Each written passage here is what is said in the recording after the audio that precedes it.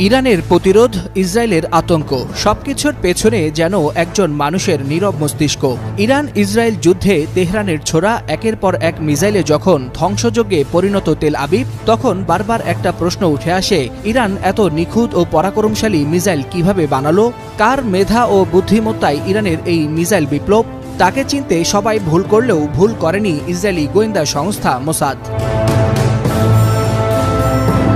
Iran যখন একে একে সফল মিসাইল পরীক্ষা চালাতে থাকে, তখন ঘুম হারাম হয়ে যায় মধ্যপ্রাচ্যের একচ্ছত্র আধিপত্য বিস্তারকারী ইসরায়েলের। এরপর হন্য হয়ে খোঁজা শুরু করে কে এই মিসাইল বিপ্লবের কারিগর। তখন ইরানের ভিতর থেকে ইসরায়েলের গোয়েন্দা তথ্যে বারবার একটা নাম আসতে থাকে, আমির আলী হাজিজাদে।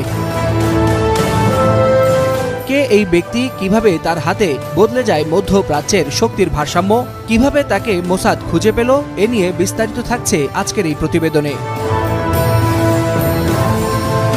শত্রুর ছায়া যখন সীমান্ত পেরিয়ে আসে, তখন দরকার হয় দূর থেকে আঘাত করার হাত। আর সেই হাত গড়ে তুলেছিলেন ব্রিগেডিয়ার জেনারেল আমির আলী হাজিজাদে, যাকে বলা হয় ইরানের মিসাইল বিপ্লবের স্থপতি, যার হাত ধরে ইরান গড়ে তোলে এমন প্রতিরোধ ক্ষমতা যা বিশ্বের অন্যতম সেনা শক্তিকেও ভাবিয়ে তোলে।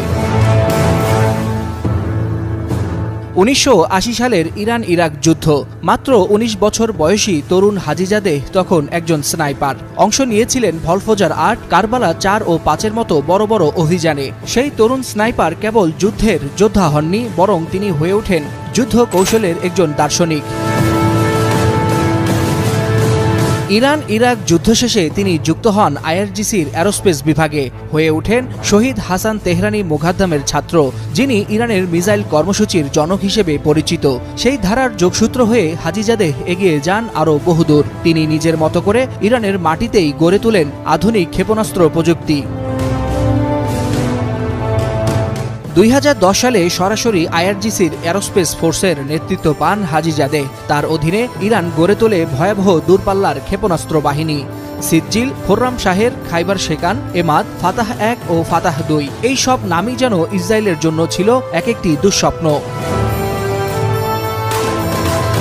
সিরিয়ার রাজধানী দামেস্কে ইরানি কনসুলেটে ও সিরিয়ার ইসরায়েল সীমান্তে আকস্মিক হামলায় ইরানি ও শিয়া মিলিশিয়া কমান্ডার হত্যার প্রতিশোধ নিতে হাজিজাদের নেতৃত্বেই ট্রু প্রমিস 1 ও ট্রু প্রমিস 2 অভিযান পরিচালনা করা হয়, যেখানে ইরান একসাথে কয়েক ডজন ক্ষেপণাস্ত্র নিক্ষেপ করে তেল আবিব, হাইফা এবং ইসরায়েলের বিভিন্ন সামরিক ঘাঁটিতে। ইসরায়েলের উপর প্রতিশোধের এই আগুন যেন হাজিজাদের হাতে ছিল শিল্পের মতো নিখুঁত। এই অবদানের জন্য 2024 সালে তাকে দেয়া হয় ইরানের সর্বোচ্চ সামরিক সম্মাননা পুরস্কার অর্ডার অব ফেইথ। তিনি ছিলেন